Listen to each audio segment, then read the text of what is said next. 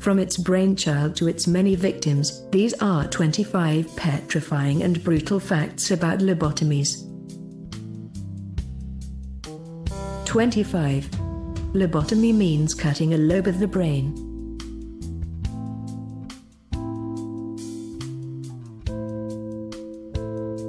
24.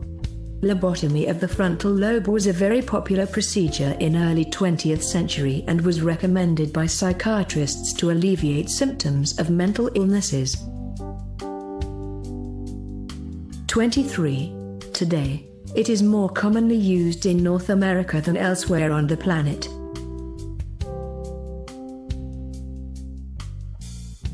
22.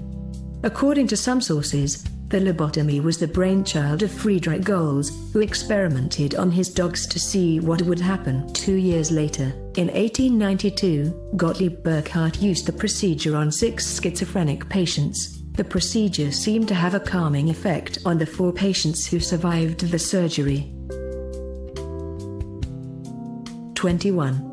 According to other sources, the concept of the lobotomy was first invented after neurologist John Fulton noticed how a chimpanzee became much calmer after surgery that destroyed the connections between the frontal lobe and areas below the cerebral hemispheres that govern the emotions. 20. On November 12, 1935, a Portuguese neurosurgeon, Amida Lima, performed the first human lobotomy using alcohol injections to destroy the brain tissue. 19.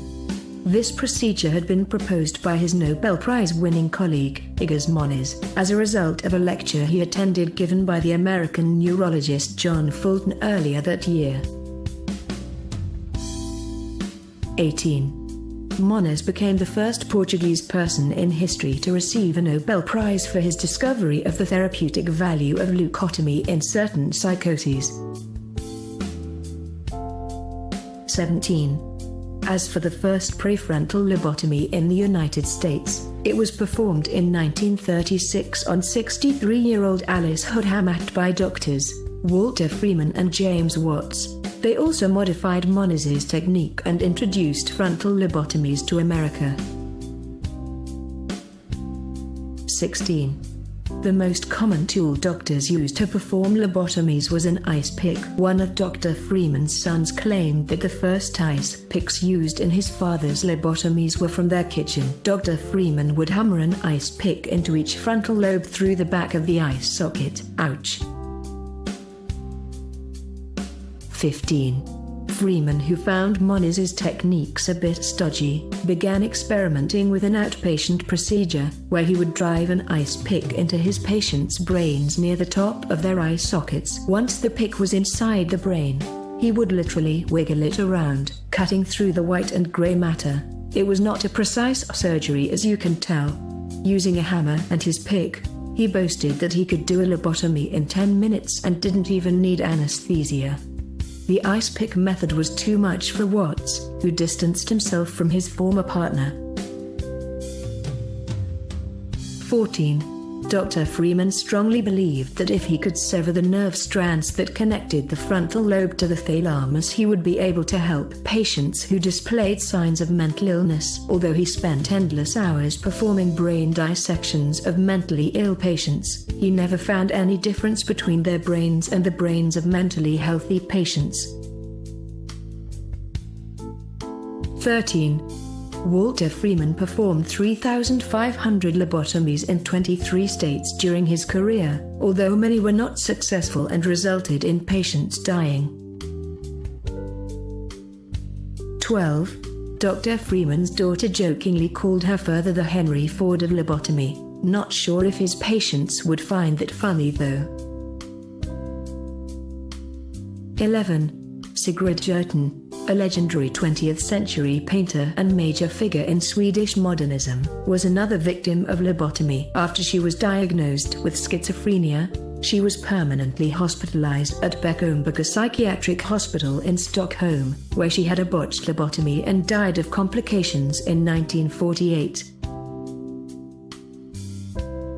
10. Scandinavian hospitals lobotomized about 2.5 times as many people per capita as hospitals in the United States. Sweden lobotomized at least 4,500 people between 1944 and 1966, with the majority of the patients being women. 9. During the early 1940s, lobotomies began to be viewed as a miracle cure in Britain. It is estimated that British surgeons performed proportionately more lobotomies than the number done in the United States at that time. 8. Warner Baxter, an Academy Award winner for Best Actor and the highest-paid actor in Hollywood of his time, 1936, was one of the first famous victims of lobotomy. As he grew older, he suffered from arthritis and underwent a lobotomy procedure to ease his pain. Unfortunately, he died shortly after the surgery of pneumonia due to post-surgery complications. 7. Rosemary Kennedy, President John F. Kennedy's sister, underwent a prefrontal lobotomy at age 23, which left her permanently incapacitated. Rosemary spent the next 6 decades hidden from the public in a Wisconsin Catholic institution, where she was cared for by nuns. 6. Her father scheduled a lobotomy without telling his wife because in his eyes Rosemary was mentally impaired and didn't fit in with the rest of the family. 5. Ironically, when Rosemary died in 2005, she was the 5th of the Kennedy children to die but the first to die of natural causes. 4. During the mid-1950s, a new antipsychotic drug made lobotomies obsolete as a common practice. Its name was thorazine. 3. Thorazine was at first regarded as a chemical lobotomy. Although the results were not always conclusive, at least a person could simply stop taking the drug. A lobotomy, on the other hand, is irreversible. 2. Despite the catastrophic side effects lobotomies had on their patients, Dr. Freeman would call a lobotomy successful if the patient was no longer agitated. Keep in mind that most of the patients who survived had to be retaught how to use the toilet and how to walk, but according to Dr. Freeman, that was just a minor detail. 1. An excellent account of the effects of lobotomy, and of the ethical implications of it as a procedure, can be found in Ken Kesey's novel One Flew Over the Cuckoo's Nest, which was made into a film in 1975, for which Jack Nicholson won the Best Actor award. Thumbs up and thank you for watching.